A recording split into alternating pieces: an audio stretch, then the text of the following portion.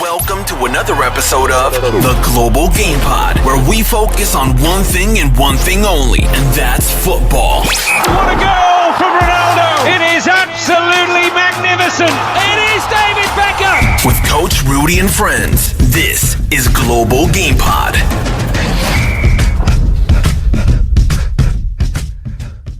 Yo, what's happening, people? Welcome to another episode of the Global Game Pod, brought to you by CKB Interiors. You know what to do if you want a kitchen or a bedroom. Visit them up. Right, this is a special one for me. I've been trying to get this brother on from episode 1. I wanted to kick off the Global Game Pod with Mr. Femi Akinwande. He is here. His story get up. Yo, Femi, what is happening, my bro? Nothing, man. I'm here. How is things, bro? Right now, there's no football? Or what's going on? Yeah, just in general, you know, what you've been up to? You've been 3 weeks. I haven't seen you for 3 weeks. I don't know what's going on, to be fair, I've been alright, you know. I've been keeping in that. I mean, home workouts, running. Everyone's on this 5K, so I just jumped on the bandwagon, running 5Ks and that as well. Yeah. But yeah, I've been alright, you know. Alright, you been cool? I'm just doing stuff like this, man. Trying to keep myself occupied, bro. It's sick. But for those people who don't know, Femi Akinwande is a special guy, man. He's a special guy to me. So me and Femi made our debuts together at Billericay. Yeah. He made his debut on the pitch, and I was just like, it wasn't my first official game, but it was my first game at being on a match day in the dugout and stuff. And Femi is one, and he's my car buddy. We share cars together. Yeah, we're driving together every week, training, matches, doesn't matter what it is. I'm sleeping most of the time, but yeah, we're in the car together. I had to put the music on for him. He goes sleep, and then occasionally we might have a conversation. Aye. But yeah, Femi, man, this is about you. I wanna know everything. I mean, based on our conversations in the car, I already know quite a bit. But I'm sure there's gonna be things that I don't know, and obviously the viewers don't know as well. So where we want to start is probably right at the beginning, and when you started playing football, what age and for who really, and then your journey up to Billericay. Okay, so I think I started playing football when I was like maybe 4 or 5 for a local team in my area. Like a lot of people know it, it's called Docklands, the local club in my area, Sunday team. Went there literally as a kid just trying to play football. Really, I wasn't trying to play on Sundays for them. And then I met a manager called Mark. I think his name is Mark Griffins. When I was that age, he took me in straight away, and I just signed for them. I think I stayed with Griffin with Docklands till I was 11. Then from 11, Milwall signed me when I was 12. Okay. That in itself was mad. Do you know what I mean? Because I was just trying to play ball in it. For the sake of it. And then when I got signed, everyone in the family was like, yeah, gonna take this seriously, whatever. And then from Milwall, I was at Milwall from 11 till 16. And my time at Milwall was up and down. It started good, and then I wasn't getting called up to play. You know, like at a certain age, you get called up to play for the whole team. I wasn't getting called up. Other people getting called up, so I was like, nah, this is mad. And then literally, I got offered a scholar at 16, and I just fell out of love with the game. Fell out of love with football. So I didn't take the scholar at Milwall. Wow. That everyone asked me that why, but I don't know. I just had no love for the game no more. Like I was, you know, like when you're going training, but you don't want to be a training. I was like, nah, it's not really what I want to do. So when I turned on a scholar, I just went to normal college, literally. Okay. Went to college in Kent. I went to Northwest Kent College, but they were partnered with like a Dartford scheme. Okay. Yeah. So you go to college and then you train with Dartford in it at the same time. And so how was you in college? At college, you're like what? 17? Yeah. So I'd done that in my first year. And in the trial, so you have to do like a trial for the football team. And I'd done a trial. And literally, I got put in the older age group. So there was Dartford Reds and Dartford Whites in it. Dartford Reds was for my age group. Dartford Whites was for the year above. And I got called into, so after my trial, I got called into the first team. I met the first team manager, literally, the day after my trial. Of Dartford, I was like 17. I was like, this is mad. And he's like, yeah, fam, we're going to put you in the Dartford Whites. I mean, you're good enough. So I stayed at Dartford for the 2 years. So yeah, for 2 years until I was 19. Then I got offered at but during that time I was on a first team bench at like 18, and these times Dartford were in Conference Prem. Okay. Yeah, so I think I made a few appearances, come off the bench, whatever. That was sick. And I got offered a full-time contract with Dartford them times. Yeah. But that just went left. Didn't get as much game time as I thought I'd get. I went on numerous loans. So that was just like a little bit of a madness as well in itself. Then I think after that, I just started playing around anyway. I went to lower leagues, like Kent Prem, just to play football. For Fisher Athletic, have you heard of them? Yeah, I've heard of Fisher, yeah. Yeah, literally Kent Prem. I just played there because I knew the manager. Played there for like a whole season. That was just banner, to be fair. I was just playing for the sake of playing football. Then the season after that, I got called by a friend to go to a trial for Malden and Tiptree. Yeah, heard of them. Yep. Yeah. You know, they do the full-time thing with a coach. Yeah, so I thought, you know what, let me just shoot my shot, really. Went to the trial and got offered a full-time deal with Malden. Okay. Wow. And that whole setup is like, you train with coaches for full-time. Okay. But then, they give you digs, everything. Like, that was a sick experience. So you train with them full-time, but you still do your Tuesday and Thursday nights with Malden. Okay. So that in my first season, by Christmas I scored 14 and 17. Yeah, and it was mad. Like, I was in the building, everyone knew who I was doing well. And one day I was just going to lunch, and the first team gaffer dragged me into office. I didn't even know he knew who I was at the 10 times. You know what I mean? Pulled him, he's like, Fem, like, what's going on? I was like, yeah, I'm cool. He's like, how you enjoying? I was like, yeah, I'm just enjoying playing football right now. Literally just slid out a contract onto the table. I was like, wow. Yeah, like, you've done enough to come to the building. But in my head, I'm thinking, my mum's not here. No one's here to see this, I'm trying to say. But I think for me, it was a rush moment. My first ever pro contract. Yeah. So in the room, I was like overwhelmed. I signed it. And literally after that, I was in the first team squad to the end of the season. Wow. Every week. Yeah, it was like the jump down from non-league football to being full-time with first teamers. Like, my body had to adapt quick. My mentality, the jump was mad. But for some reason, because I was enjoying that season, everything was just clicking. So I mean, I was doing well. And literally, so from there, I just thought, yeah, the dream's done. Do you know what I mean? I can kick on now. But I was a sub, but I wasn't really getting onto the pitch. So I mean, I think that season I made like 2 appearances. Okay. Yeah, but both times. No, actually, wait. So sorry. 3 weeks after that, I signed that deal. I made my debut against Wigan. Wow. Yeah, like we done shape the day before, but I started number 9. I'm thinking I'm just playing number 9 because, you know, like, I'm filling in for someone. So, turn up to the stadium on a Saturday. I'm just banning with the boys and that, and we go into a room to do what do you call it? A video on Wigan. So we do video, and then he changed the next slide to the team. But because I'm talking to my boy, I'm thinking I'm on the bench anyway. So he puts the slide on my boy's tattoo, like, yo, look, I see Akinwande, 16, starting. I said, nah. This is mad. So I'm in the room, but you know, like, it hasn't sunk in yet. I'm like, these times we're gonna clear in the league, they're top of the league, like, moving, yeah, you get me. And I'm thinking that they've got players on their team like Yaskalainen in goal and that jumps in his eight. Yeah. So it's mad. I'm in the change room. As I'm putting my boots on, I can't stop thinking about it. I'm starting. Like, I'm actually starting today. My mum, like, I didn't tell my mum to come down because I'm thinking I'm on the bench. I'm trying to say, yeah. I hear that. So the game, like, I'm in a tunnel now and I'm just walking out. But the tunnel guys, like, the stadium guys said I'm making my debut. So as I'm walking out, all the Wigan players are hitting me in my head like, come on, big man. Show me what you got today. I was going to say, I'm like, this is bonkers. This is like, Yaskalainen's holding my head like, you think you're going to score today? So, like, as I'm on the pitch, like, you know, people say you can't hear the fans. Like, you literally cannot hear the fans when you're playing. You're so, like, involved in the game that you can't even know what's going on. And it was a mad, mad game. I think I played 45, but the gaffer was like, Fem, we can see you're not really, you know, like, because I'm so excited, I'm just run like a dog everywhere. Like, you get me? Yeah. So I think I just got tired by 45, he subbed me. And the game finished 3-3. But for me, it's like an eye-opener of how good you have to be to me to play at that level.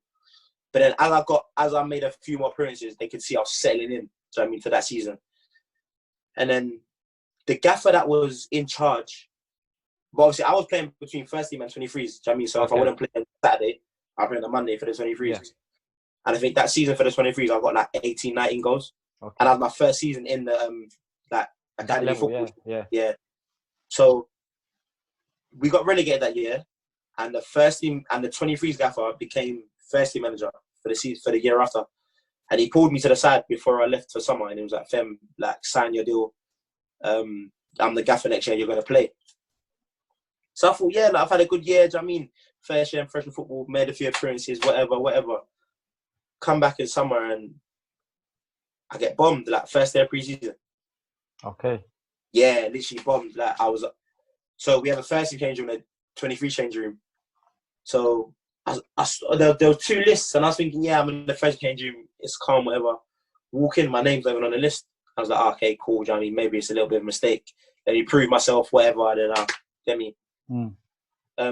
So we're gonna have a training, and I walked to the first team pitch, and the gaffer just like, nah, fam, with the 23s. So in that time, I kind of thought I was gonna pull him up then about and be like, what's going on? But I was like, you know what? Let me just relax a bit. It's still early days and whatnot. So I trained with 23s, whatever, done my thing, worked hard, put my graft in. But this continued for a few weeks of pre-season. Like I'm seeing like I'm not in the team and they're signing strikers. So I thought, this could be a little bit of a mad one this season. So the first team, they go on like a yearly tour to Ireland. Okay, yeah. And people say that if you're not in that tour, you're not really in the plans, you know what I mean, for the season. So the week before that tour, I was pushing every pre-season game, trying to score 2, working hard, whatever. The list went up, my name went on the Ireland list. So I thought, you know what, like I'm just gonna have to deal with what is at hand and just try and kick on from here and there. So I didn't waste no time. I think I played like maybe 5, 6 23s games, and then I went on loan to Conference South straight away. I didn't waste no time. I went to the office. I said, "Listen, I'm not here to play this level this year. I want to kick on." So I think my first loan was at Bishop Stortford that year. They were Conference South, and I think I was there for 2 months. I played 10 games and I scored 8 goals. So I thought, yeah, do you know what I mean? I'm on a roll right now. I'm gonna go coach. I'm gonna go back. Go back now, and no one says nothing to me. Like nothing. Like I'm saying, not even a well done for him. Like, so I thought, you know what? It's cool, whatever. Like, but what my main thing was, I was just trying to do more than the strikers that were there at the time. Yeah, of course. And so, but that year the team was struggles. Like no one was scoring. So I thought, surely they're gonna call me back. After Bishop Stortford, I went to East Forward on loan. Yeah. For just a month, because I thought, you know what? Let me just top up and do what I'm doing. Of course, yeah. Yeah. So I went to East Forward for the month, played 7 games, like they had cup games and that, and I scored 5 goals. I thought, cool, I'm on a roll right now. Yeah. You get me? Go back, and one manager pulled me to the side. He's like, Fem, like you're killing it down at East Forward. I was like, yeah, like he was like, cool, like you should knock on the door and ask what's going on. So I went to the first thing I knocked, and I was like, listen, here's my stats and what's going on. He was like, you're not gonna play. Like he literally said in my face, like, you're not in the plans. So I've kind of replied and been like, I'm a striker, I'm doing my job. The other strikers are not scoring, like, what's going on? Yeah. I mean, and I think when I come back just before Christmas. So, you know, before Christmas, it's like this, and I had 6 months left on my deal. Yeah. So I'm thinking, I need to know what's going on, I need to push on. So I think after that, I kind of walked out, my head was gone, and I just weren't myself really at football no more, do you know what I'm trying to say? Yeah. My main focus was just trying to kick on and hope someone sees me. So after that, I think I went on loan to, I went back to Malden on loan, because I was called a 23s gaffer, Kevin, what's his name? I don't even know his name, Kevin something. He was cool, so he pulled me to the side, he's like, Fem, you know what, I understand you're upset, but come and help us out, innit? Yeah. I went on loan to Malden for the month, and I think I scored 5 and 5 for them to help them kick on for the playoffs that year. And I left. So after the month, I'm thinking, you know what? Let me try and get another Conference South loan. Okay. So I left, but these times I think it's like February. So like the season basically done in 2 months now, and I finished. Yeah. So I've gone back in. I've knocked on the door, like, this the mad part. So I woke up one morning and I've just gone like, you know what? I need to know what's going on with my career right now. Yeah. Yeah, so I've walked in and I've left all my boots at home. My boots are at home, my kit. I've just gone in my tracksuit. And I've walked in and I've just literally, the first thing gaffer's in the canteen. And I've just like gone up to him and said, yo, we need to talk really about my career. But he's kind of looked at me like, rah, like I'm actually calling him out in front of everyone. So I've called him out and I've gone to his office before him. I'm in there before him, sitting down. And he's like, and I've just gone in and I said, yo, and he said, oh, what's going on really? So I mean, not in a rude way, but like my career's in the air and I want to know what's going on. And he's not really saying much to me. Like he just, with like them kind of responses that's already like they're automated. Yeah. He's literally just shutting me down and I'm coming to him with stats of how many I've scored, what's going on, I've done this, I've done that, I've done what I can to get into the team. And he's literally just saying, Fem, like, you're just not what we want right now. But then I've now done the South London thing and I've just got mad.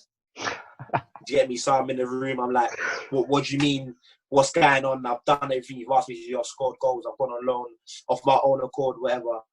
He's now called in like 2 other members of staff into the room because I feel like he thinks I'm getting a bit aggressive now. But I'm not even aggressive, I'm just like showing the passion of... Yeah, of course, yeah. So he's called 2 members of staff in, and I think he's called in the assistant manager and the head of the academy of a year. And they've literally just told me, yeah, Fem, like, you're not going to get a new deal. So at the moment, I think, I just thought, what? My head's gone. Let me just start moving mad. And I've stood up and I've just said to him, can you release my papers, please? I want to go back to London. He said the cheekiest thing of it is that, nah, Fem, like, you should stay around and train. I just said to him, no respect, but I'm not a person that's just going to wait around and lick my wounds, innit? Yeah. He told me I'm going to get a deal, so there's nothing literally for me to do here. So I've literally just left the office and everyone's saying, I've literally got all my stuff from the change room. I'm just left to go to London, pack my bags. I think I was in London in like next 2 hours. Literally, I didn't train for the last 2 months of the season. They would call me and say, you coming in? I would just air the messages, wouldn't reply. So after that, I did get a new deal, whatever. I think the season after, I don't think I played football for 7 months, really. Wow. Yeah, my head was so gone. I did, when you love football, but you didn't know football could do that to you. Yeah. But the 7 months after, I was just literally chilling around, bro. Like, I'll do little kick around goals and that. If anyone say, Femi, come and sign, I'll be like, nah, football don't love me, whatever. Like, I was being a proper, baby about it. But I think something kicked in my head and I said, like, football doesn't love anyone anyway. Yeah. So I might as well just do what I can do and enjoy the game again. And I think after that, I think the season coming after that, whatever, I signed for Haringey. All my boys signed there. So I mean, that boys, I coached that. So I'm like, oh yeah, it's a jolly up. You'll get me. I'm gonna hear the boys again. Went there, had a sick season. I think we got to the playoffs. Lost in the playoff finals, the Tunbridge Angels. It was a mad season, and after that, I called my big bro Adam Mills called me. Yeah. The season after that, and he was like, obviously for this current season, they called me, and he was like, Fem, like, obviously I'm giving your name down to the manager at Braintree, and the manager at Braintree, he had just come from Leiston, so they're like, what's that? That's like step 4. Yeah. So I was thinking, opportunity to go and play at Conference South level. So I've gone in there, and my first training session, there's just like 35 bodies, no word of a lie. I'm thinking this is just going to be a madness. There's we're doing big keep balls, whatever. But I'm just trying to do my bit. I mean, I think the clobber that I wore was even better. I think I wore a white top, grey shorts, everyone's like, this guy's not a footballer. I was just like, yeah, kind of thing. So as the numbers are getting cut down, it's like Gaffer's looking at me like, wow, I like you, kind of thing. So the week before our first pre-season game, he's called me to the side. He's like, Fem, you know what? I think I want to sign you.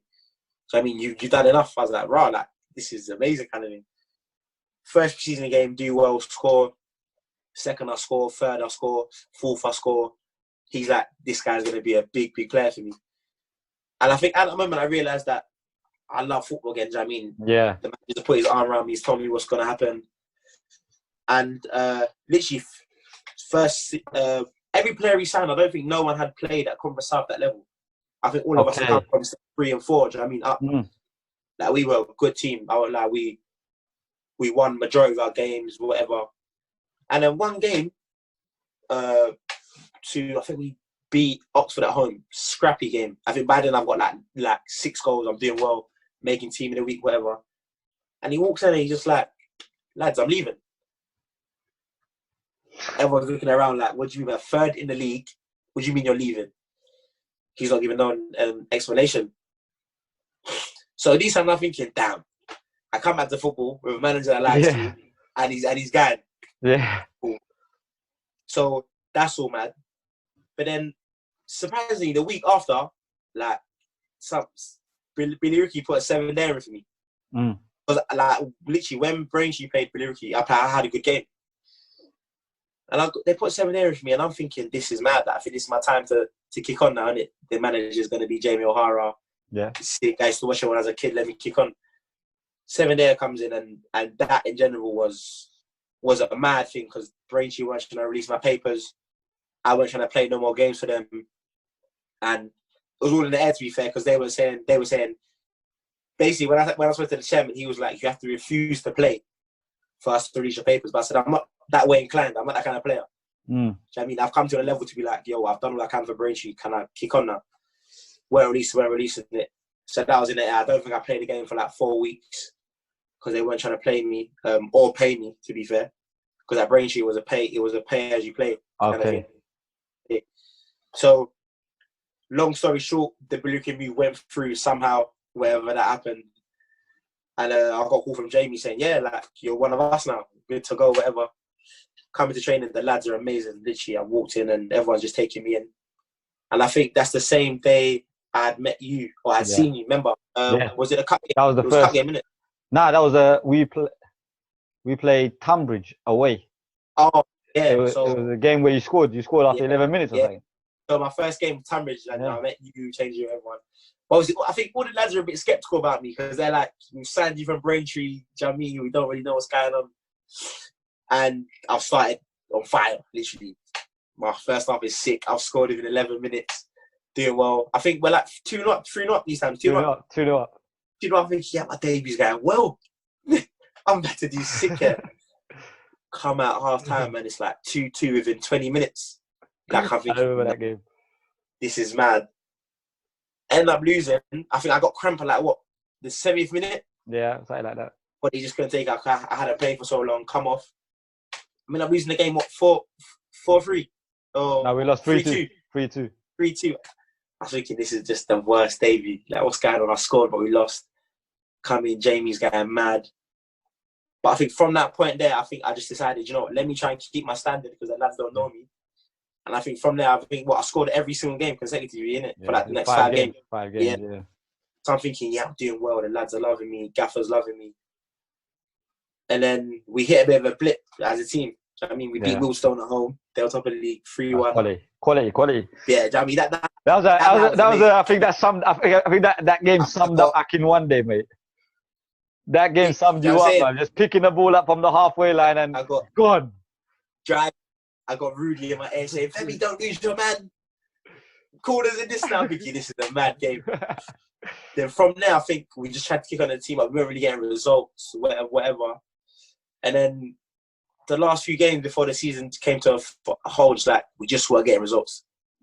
We would start well, score first or whatever, and we would just, do you know what I mean, just literally die, collapse. I don't know if we weren't fit enough or what was going on, but as a team, we were just conceding the maddest goals. And then I think we had the worst run of luck you can ever have. Yeah, do you know what I mean? We were trying to play, but not play, and they were just mad. I got Gifty getting mad, Gaff was getting mad. You were just there like, listen, I'm just trying to do what I do kind of thing. But I think like, as a collective, this season for me, I think was a very good season. Because I think I still had another 8-9 games left. Yeah. Because we had a couple in hand, didn't we? And my main aim this year was to get 20 goals. Yeah. And I think I was well on the way to make a goal here and there. And I think that's what I'm mainly most annoyed about, the fact that I didn't get my 20. So I'm going to say. But because no one's going to be like, oh, Billericay had 5 games in hand. Yeah, I finished on 12 goals, I'm going to say. Yeah. But I think all I can do is take positives from it. I mean, I think it's the best season I've had in football in general. Like in Conference South level, I mean. Yeah. Compared to when I was on loan at college stuff, but I just felt good this year. Like everything was working for me. I was working hard. I was enjoying the game again. But in general, I just enjoyed the season, I'll be real. And that's my story, up to now. That's mad, man. It's action-packed. There's roller coasters. There's ups. There's downs. There's everything's involved in it. You understand? Like But I want to go back to the younger days. Obviously, now this is very important because from how you tell it, were you trying to be pro or were you just enjoying playing the game? You know, was when I first started playing, it wasn't even about being like them times I didn't even know about being a professional, what it took to be a pro. Do you know what I mean? It was just like, I'm just gonna play football and enjoy it, show how good I am, and we'll see what happens year by year. But I think as I signed for Milwall, and it was like everyone was getting decisions, like I'm looking around and seeing like my so-called football mates, I'm not coming back the year after because they're just getting released. And I think at that moment, football kicked into me that this is actually a game, innit? It's a business. Like, it's no longer just enjoyment for me. Every year I've got to get better. I've got to do what I have to do to, get a new contract or get signed to go under 14s, under 15s, I'm going to say. Yeah. So I think at the age of 15, I think I realised that, right, I actually want to make it. But then all of a sudden I got offered a scholar and my body went on it no more. To the fact that my mum was even like, Femi, like, do you want to play football anymore? And I was like, nah, like, I don't even want to kick ball no more. And I don't, like, if I could, like, go back to the younger me, I actually wonder, like, why I didn't like football no more. I don't know if I felt like I was missing out on things with my friends or what it was, but I'm not too sure. But literally, yeah. Now, see, that's, like, you said it there, like, 16, I was going to go to that, like, 16 years old, you've just been given a scholar.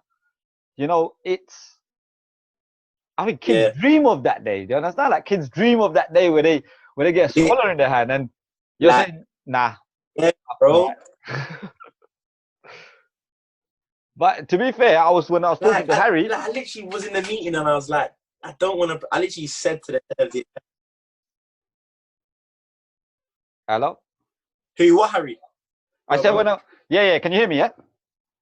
Yeah. Yeah, I said when I was talking to Harry Hudson in an episode, you'll see that coming out soon, and he said when he got the scholar at Watford, he didn't take. At West Ham, he didn't take it as well. I don't even know what was going through my head. I just in my meeting, I'm like, I wasn't even there. Like I knew, like on the way to the meeting, I knew I was just gonna say no, I don't want it. And like Milwall were looking at me like, Fem, like, okay, we'll give you a few days to think about it. I was like, no, I don't need a few days. I'm cool. Like, I don't want to play football no more. And for me, I think they were thinking like, yeah, I'm not even too sure what's wrong with him, kind of thing. And even to be fair, like for a few weeks, they was even like, Fem, like, what's going on? You get me, kind of thing. But I feel like, if I'm being honest, I felt like I was missing out on childhood things to do, like go college and. Do you know what I mean? See my friends and I think that's what blinded my vision to kicking on at that level, if I'm being honest, yeah. Do you wish it had been different? 100%. 100% because I don't know what really I would be doing. I don't know why I thought being with my friends was the better option. So I mean, if I go back, I'd 100% focus on football because it's a career, it's an amazing career. I'm going to say, like at the time, I just caught up with linking my boys or doing this and doing that. Do you know what I mean? I was more excited even getting goals than being full time and training in an environment. Do you know what I mean? But if I go back 100%, I'll change it all again. 100%. Yeah, that's massive. That is massive because you see when a lot of people come on these things and you hear a lot of stories and it's like everybody's just chasing the pro contract. You understand? And the advice you get is like when you ask someone, how did you make it? What advice would you give to youngsters? And they're always like, oh yeah, work hard, sacrifice everything, do this. But in your sense, it's completely different because you're 16 and you just want to be a 16-year-old and you don't. Literally, yeah, bro. You don't want that pressure. Really, to the point, yeah, bro. I was going to college, like open days while being at Milwall. That's how I knew, like, yeah, I wasn't here. I'm not really here. I can't be. And I think like that's probably what makes my story different because, as you said, I wanted to be a kid, innit? I wanted to live as a 16-year-old. I want to dive into that because do you think that comes from the fact that you were at an academy from 11 years old? Factual. Like, think about it. From 11, yeah, I'm training on Tuesday and Thursdays, and then maybe like a Sunday or whatever, and all my boys are on their bikes and doing childish stuff, and I'm like, damn, like, I just want to be out here, my boys, man. Do you get me? So I feel like that's a good question because I feel like that did take away from me being a child, innit? Yeah. Like me, like you know, like you wanna make it, but you're like, damn, like maybe I can make it and do the other stuff as well. But I realized too late that's either one or the other. Yeah. Like you can't be a 16-year-old and try and like be a full-time footballer. It's either you focus on the football and you remember everyone. You heard the cliche story. Oh, it's the focus. You had to give up a lot. Yeah. I think I just went left and I got sucked into. I mean, not sacrifices. I'm trying to say. But look, everyone's journey is different and everyone's story is different, and yours is unique in that sense because, like you said, and like most people say, is that if you want to be a pro footballer, you've got to sacrifice. What people don't actually understand is, and what youngsters don't understand is academy football life is a tough life. It's tough mentally. Yeah, it's tough. Like and you're meant to. You're technically a young boy, but you have to now behave like a big man in that environment. Like you're acting like someone you're not really being jokey no more. Like everything is now a serious thing. So I'm saying, I get it now, innit? Like maybe I've learned whatever as I've gone older. I've learned that football is a game of no friends, innit? Like if me and my boy get called to the first team and they want me to play right back, he's right back, and they say, Femi, do that, I'm doing it. Regardless of if he's my friend or not, I'm trying to make a career in the game. And I think I learned that too late, that the game has to be played in general. Love or not for my friend, I'm trying to make it. And I think that's the point I'm trying to make there, yeah. Like it's you have to love the game and you have to be a man at such a young age. Yeah, and I don't think that's easy, and I don't think that's for everybody as well, because it all comes down to what our background is and how our culture is. But like for you, you know, you're a South London boy. At the end of the day, you see, like in your group of friends, like straight question, how many of those boys were at academies? And then how many of them kicked on? Exactly. And then how many of them kicked on to go pro? None, because none of them were at academies. So to understand the minds, because loads of people watching this are gonna say, Femi, you fool. Yeah, of course. Loads of people will be saying that. But I don't want it to be that simple. I can't accept that it's that simple. Because there has to be a mindset going on. Like you said, you were going to college open days before, like while you were playing for Milwall. So something in your mind's already playing with you. Already. So and I think a lot of it does come down to the pressures of being in an academy from such a young age. Like I see kids now starting academy football. I mean, my boy's one of them. He's pre-academy. He's 5 years old, and I'm having this conflict with myself all the time that if he gets an offer, do I take it or do I not? Do I take it or do I not? You understand? Because I don't know, like I said, different people, different stories, different dreams and different goals. And I don't want to hold him back in any way, shape or form. Of course. But at the same time, I don't want him to be a 16-year-old with the same mentality as you, because... Yeah, my thing is there, or what I'd say to people is just try and give your kid the balance, innit? So I'm going to say, like, try, when they're at home, try and make it fun. Don't just make it all about, football is football that. Let them still be kids, innit? So I mean, because that way it's like when they grow up, it's like, oh, you know what, I've done that anyway. So I mean, I don't need to now start doing that. Because my thing is, like, my boys are going to the parties during the week, and I'm like, oh, man, I got training. And they're saying, it's like, I feel like that's what kind of I was like, nah, man, I need to start doing what my boys are doing. And in all honesty, people watch it and say, this guy's mad, but you wouldn't understand it because my whole friendship circle weren't playing football. You get me? I was the only one I was always like, oh, I can't go because I'm playing ball. Oh, I can't go, I'm playing ball. And it's like, after a while, I was like, you know what, I need to start, like, doing kid stuff and being my age, like, do you know what I mean? Yeah. And I was having this discussion a little while ago with somebody where we were talking about 16-year-olds and why people don't actually talk about 16-year-olds, in a sense where you see from 5 to 16, you're in a structured environment. Yeah. So everything's done for you in a sense. Even like when to eat, because you got break time at school, lunch time at school. You know, all of that is structured. But when you turn 16, you're the decision maker. Yeah. It's what you want to eat. What do you want to eat? Yeah. It's you become the decision maker. So in that sense, when Milwall offer you that scholar, you're the decision maker now. Nobody else is making a decision for you. Yeah, like my mum and dad can't tell me nothing. At that point, it's like, Femi, what do you want to do with your life? Like, what do you want to do? And at that point, I think that's an amazing point. It's like, I now felt the ball was in my court and I decided to make the decision. So I'm going to say, whether it was right or wrong, only I would take that on my chin, innit? So I'm saying, but to be fair, my mum was sick. Like, my mum was like, Femi, listen, it's your life at the end of the day, innit?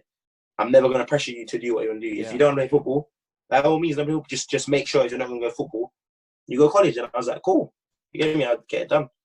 Like, and that I felt was sick for me, innit? There was no, like, resentment from my parents. I was like, why did you do that? It was just like, it's your own life. And that is what I thought was sick, innit?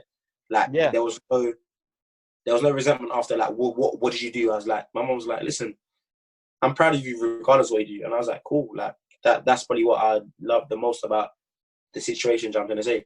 And I think you didn't feel no regret at the time. Yeah, like, do you know what I mean? And I think that whole situation is probably what shaped me to be the guy I am today. I'm bubbly. do you know what I mean? I'm loud. It's like, I don't really walk into a building and I'm like, I can't play football, because it's like, I've been around footballers, do you know what I mean? And football's more than just acting like you're someone. Be yourself. Something I think one thing everyone can say about me is I don't act in it. I am myself anywhere I go.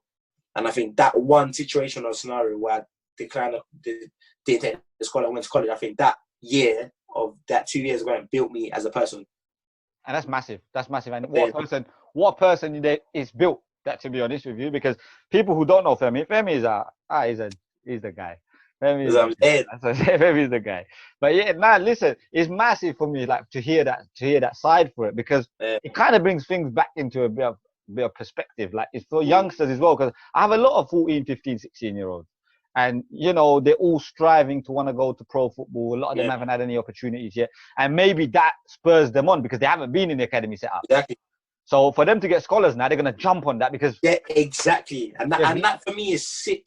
Like, a kid that is coming from the so-called ends or the roads or area that is not really players making it, to be offered a scholar, they're going to jump it and be hungrier than the kid that's been in the system. Do you know what I'm trying to say? And that's what I love about it. Kids from mad areas making it, and it's like, you know what, they come from nothing. They haven't been the kid that's been in the system from young, being trained in that. They've come from what they know, cage football, and they're in the system now, and they're hungry. That's it. Yeah, and it does differ. I think different, but this is what people need to understand. There's no one rule or one plan on how to make it into the professional game. Yeah. You know, you're now 24 years old. 24. Yeah, 24 years old, and you're still chasing the dream of being a pro. Exactly. Yeah. And it's just that your realization came a little bit later. That's all. That's it. You know, people watch it and judge it and be like, well, Fem, you know, if you took that Milwall scholarship, we're in a place of... Where would I be now right now? Yeah. I could have taken that scholarship and lost love for the game later on. I'm going to say, for me, that's how far worse. Because what this, I think, did is that you were able to go and do what you wanted to do. You reflected. You then fell back in love with the thing that you loved. Yeah. And I think that's it's like a love story, which. I'm saying you in school, innit? You lose in secondary school, you find the road somewhere. It's literally a story, bro. Literally. So Femi's had an experience like that as well, you know. I'm saying it's sick, bro. But like I think that's just football, innit? You either love it or you hate it. But people need to understand football doesn't love them, innit? It's a one way relationship, innit? Yeah. You have to love football with all your heart. But football gives back. Football gives back, obviously, financially, or the fans love you. But football doesn't love you. It'll throw you away anytime. You know what I'm saying? No one's invincible with this. No one's invincible in a game. No one. Nah. 2-3 bad games and you're just as bad as someone in a mad league. Your story at Colchester sums all that up, doesn't it? Because literally, you're buzzing. Your manager tells you, the 23 manager tells you, come back next season, sign your deal. You're playing. You come back. You've done nothing in between that time. Bombed straight away. That point of confusion in my head. Yeah, I thought, what is football? What is this? Like, is this what football is? Nah. But that whole situation made me mentally stronger. Yeah. Like, so much, yeah. Because, you know, when you just didn't think football could do this to you, you thought, nah, man. The game I love, again, is trying to now treat me like I'm the kid at 16 again. Do you know what I'm saying? Like, is this some sort of karma for what I've done back then? but mentally, I just became stronger. I literally took it in my stride, really. I was in the building, same way, bantering and scoring goals, being loud, because there's no point in me changing who I am. I'm going to say, if I'm not going to play, I'm not going to play regardless. But me as a person, I wouldn't let football change me. I'm going to say. Yeah. And I think that just showed in the fact that I scored goals and I won on loan and I didn't let nothing get to me. Do you know what I mean? And then from there, I think you become stronger for it, to be honest with you. Yeah, 100%. 100%. You're stronger for it. Like both those experiences, two completely different experiences, because on one side, you're in charge. On the other side, you have no control whatsoever. No, and you put the two together, and I don't think you don't need anything else to be mentally strong. You've got everything in your locker. Rejection means nothing to you now. Do you understand? Bro, you can tell me no, I don't mind. I'll come back next week. Somewhere else. I don't mind. I'm easy. That's what I love. That's what I love about you. I love your bubbly character. I love that you're ready to go. You know, you're always smiling in the changing room. You're always smiling. Yeah, you have to live this life, man. You have to live it. Like, regardless of how it goes, you have to live this life. And that's what I believe or what I go by. Like, it's and then what are you going to look back and tell people how you lived your life? Oh, I was always upset. Or how Rudy will say, oh, Femi was always sad. No, never. Like, you got to understand this life is for living. You have to live it the way you want to live it. You know what I'm saying? And that's for me. I just choose the other side of the spectrum, and I want to be happy. I want to take things in the stride and be positive. That's just how I am, innit? I know. It has a rub-on effect at the end of the day. Because for someone like me, when I was coming in, obviously, like, you see that time when you were in the tunnel at Colchester United and you're playing against Wigan, you look around you and you see all these seasoned pros and you're thinking, wow, mad. That's my feeling when I walk into a changing room at Billericay every single week. I don't think people understand that, because I didn't play at any level. Like, I ain't played that. Well, I had a little stint when I was a kid, but I ain't played no senior level football. And I don't like playing football. I don't enjoy playing football at all. But I love coaching. When I walk into that room and I see all these seasoned pros and I see all the appearances, I see the management team and I'm in awe, like, and I have to be like, right, these guys have to somehow listen to me. What the hell's going on here? Yeah. You understand? But my things, when you came into the building, I think you were sick. Obviously, you was quiet because you're new. That's granted, isn't it? But I think to see you grow as you was there was sick. So I'm going to say, even the fact that, like, Gaffer's telling you, Rudy, that go on that side and help that player out, it's like you're getting more responsibility. You're talking more. And I think to see you grow at the club was sick as well. Mad sick. Nah, but I appreciate that. But I have people like you. I have people like you, Rodney. Actually, to be fair, every single player. I can't fault. I love every single player there, because each of them brings something different. But the thing with you is that because we share that journeys together and stuff like that, obviously I've got more time to talk to you. Yeah. And this is what I always say to people that are around me. That the stuff that I learned off Femi helped me, because you're not just a football player. You don't just come and do your job and go. That's what you think. You think you're just. But to someone like me, it was massive, because I always felt like I had a support network there, just in case. Yeah, of course. Do you understand? Yeah. I don't even think you realize that you do that, and that vibe that you give off, you make it so easy to. No, I love it. Now, even for someone like me to just stay firm. Oh, I don't think I did that one right. I don't think I did that right. Yeah, that's what I'm saying. Like in the car, we could discuss and be like, oh, Rude, like what do you think I should have done here? And you're like, I messed up the corners or whatever. Like, it's sick to someone to be like go back and forth on a personal level. It's sick.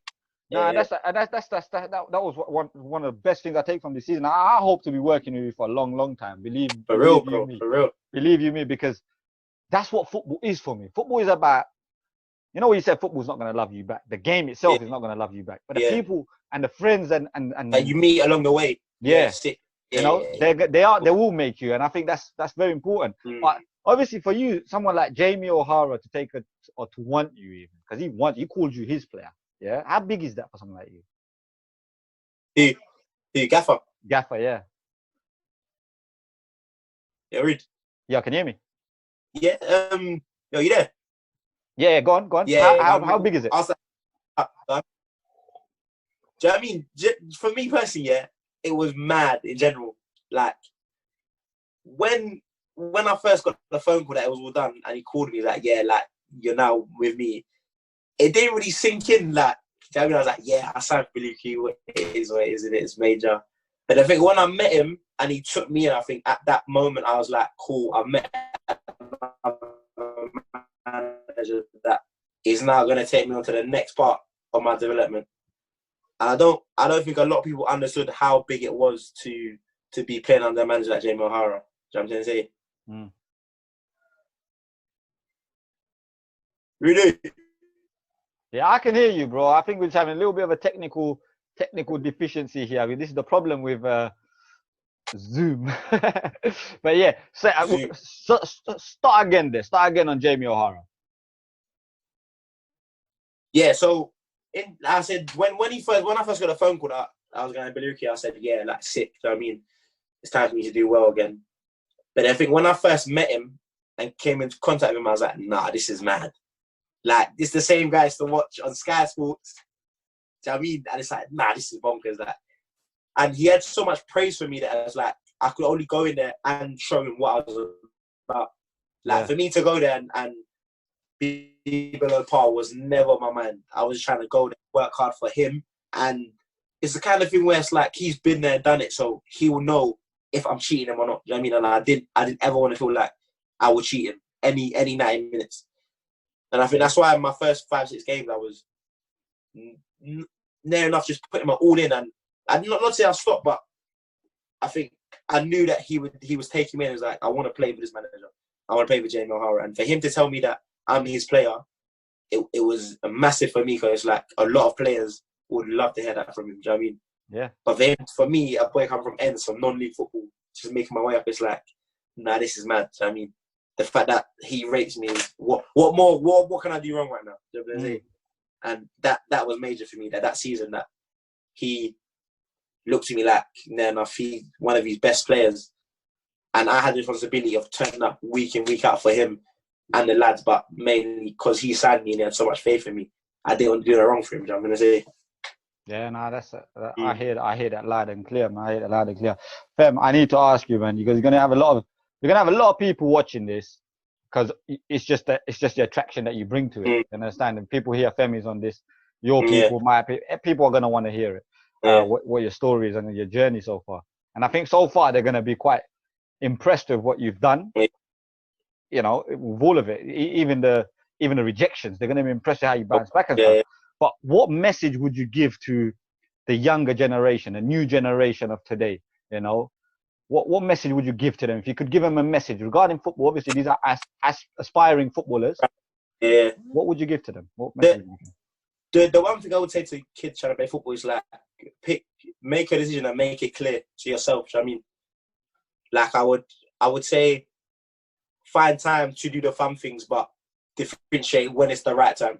I'm gonna say, like, when you're in football, be at football and do everything correctly. But when you're outside football, I'd say do kids things. I mean, chill with your boys and do the right things. But the one thing I would say is that if you're gonna chase the dream, make sure you chase it the right way and make the right decisions for your own life. I'm gonna say, at the end of the day, you're the one that's gonna deal with the regret or the rejection or things not going right in the game. Because on that pitch, no one else is with you apart from yourself. That's what no people tell you as well. One thing I would say to young kids is like, yeah, you got parents and coaches and whatever, but on that pitch in 90 minutes, you are by yourself. And mentally, I would say, if you're going to go for it all and allow no one to tell you that you left anything on that pitch. That's the one thing I would say. Like, leave football knowing that, you know what, that 90 minutes I ran my heart off and no one can tell me that cheat the game. Because don't cheat yourself. That's the big message there. Don't ever cheat yourself, but balance life between being a kid and also trying to chase the dream. But when it's time to play football. But when it's time to be a kid, do the kiddie things as well. But make sure you love football more than being a kid. That's the one thing. Yeah, don't make a mistake Femi did. Femi, it's inspirational always. I knew this what it was going to be. I knew it was going to be big. I knew you were going to come with fire. I knew it because. Yeah, bro. Like I said, I've been around you long enough to know what your journey's been and the things that you've done and I have to ask, what is the future goal now? Where do you want to go from this?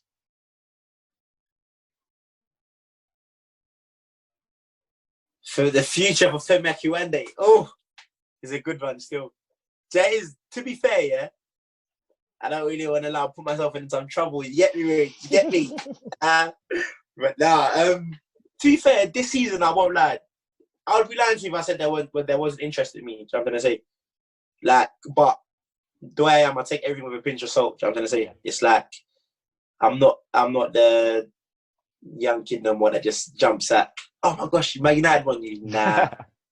Hey, like it's nowadays I'm more like I'm enjoying the game, and if something does come from opportunity, then I'm gonna sit down and have a proper think about it, because right now you're at the age where it's like, I wanna kick on and do well for myself and my family, innit? Of course.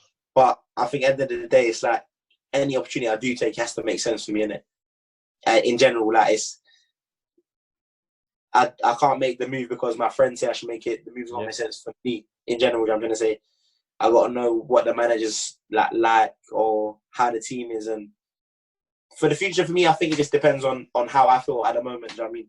As it makes sense in my head, then I'll make the right steps for me, really. You know what I'm going to say? But whatever I do, I'm going to give Rudy a call. Would you get me? Hey, my guy, Femi, this is what I mean. Like, but this is exactly it. These are what relationships are formed, because if one person goes, then you can take the other one with him. Either way, do you understand? And it's not just, I'm not just talking about you. I'm talking about anyone in general. Like, network. When you ain't working, network. They understand that. Make friends and enjoy people's company. And you don't always got to be serious. Like you said, you don't always have to be serious, man.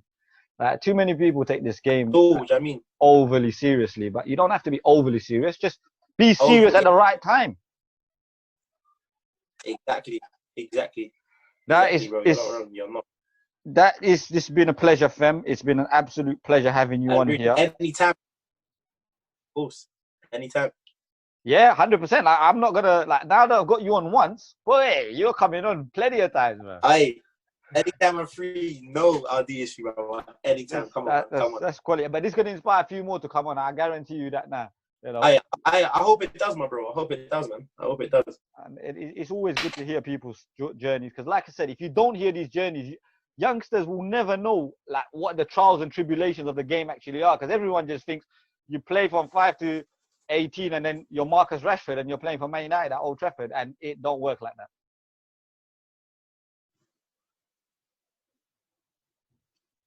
Connection's getting mad, you know? Yeah, can you hear me right now? Yeah, what did you say, Gun? I said that basically the thing is that loads of youngsters, the reason why it's good to have different perspectives is loads of youngsters think it's just as simple as playing from 5 to 16. Exactly. And then Bosch, they're Marcus Rashford playing for Man United. And but my thing is, I want this to like let kids know that there's not a wrong turn you can make. You know what I'm trying to say? It's like, people say, oh, he didn't take a scholar, but I still ended up playing League 1 football and League 2 football. I mean, like, I want kids to know that there's not one direct route to play football. Yeah. And that is what I think I love about my stories, that I'm trying to show people that all it takes is a mindset change, that like I can actually do this. I mean, like, I don't want kids to think that, if I don't make it at 16, there's no way. No, like, I'm a prime example that you do what you do, you enjoy the game again, and you can find yourself back in football. I'm going to say, I never thought I'll be traveling to Bradford away on a Tuesday night, playing in front of 8,000 people. You know what I'm going to say? Yeah. Like, I feel like everyone's got to understand that, as you said, it's trials and tribulations, isn't it? I mean, things happen in your life that make sense. And it's like, at the time, you don't know, but for me, as I got older, I was like, oh, that makes sense now. You get me? Like, I was 22 on a bench in League 1. Like, there's 22-year-olds out there that wish they were doing that, and I'm here, and I'm upset I'm on the bench. Nah. So I'm going to say, I want kids to know that there's no right or wrong turns in football that you can make. Your life is what you make of it, and if you want to go and get it, as I did when I went back to play love football, you could do it. That's what I want people to know, bro, for real. Nah, that's quality. That's a brilliant parting message. And also, just a little bit more, just to add on that, is don't knock the levels of the game. Like, never. It's not easy to just be a Premier League player. No way. Yeah. Bro, like, you gotta understand, I was looking at like players that were in League 1 thinking, why are you not playing Premiership football? You get me? But then you come to your realization that if they're that good, how good are players at the top level? You know what I'm going to say? And I think that was the realization that, wow, to be a Premier League footballer, you have to do so much more to get to that level. Like, you can't just do the bare minimum. You can't. Yeah. It's impossible to do the bare minimum and make it to the top level. It's impossible. Impossible, bro. I'll be honest with you. But that's what I'm saying, that don't knock the levels of the game. Like, if you get opportunities at League 1, League 2, Championship, even conference north, conference south. These levels are good levels, you know. They're good levels, bro. They're good levels. Like, I thought to myself, yeah, I'm gonna walk into conference south and just be a baller. No, no. It took me like a solid 5 games. I was like, brains to be like, raw, like, damn, like, I need to be a player, like. And I think from there I switched on. I was like, nah, let me do my thing now. You get me? But as you said, don't ever knock any level of conference football that you play at ever, because you can find yourself back in the slums the season after. Facts. Yeah. When people ask, how's your season? What, you scored 2 goals? Nah, bro. Trust me. Nah, you're right though. Fact. You hit the nail on the head. Don't knock any level of football. Any. That's it. That's exactly it. So, Fem, I do this with everyone who comes on. I have to ask the question. You're a manager of a football team. You can only pick one player, Ronaldo or Messi. Bro, you know me, I'm a Messi guy, the best player in the world. Come on. And I can see Ronaldo top back there, but that's void. That's void. Messi, best player in the world. No argument, no discussions. Sorry, mate. I just disagree. We could do this all day if you want. Yeah, but I'm not gonna argue. I've made my point. That's it. Nah. Messi, best player in the world. Ronaldo, GOAT. Don't talk to me. Dan, we're part of that. GOAT. Yeah, we're part of that, bro. It was a pleasure being here. Make sure you edit this correctly, and we'll link up soon, brother. Yeah, bro. People, make sure you like it, share it, subscribe it. The story's amazing. Femi's amazing. The smile is amazing. I love this guy. Bro, look after yourself. Guys, I'll see you.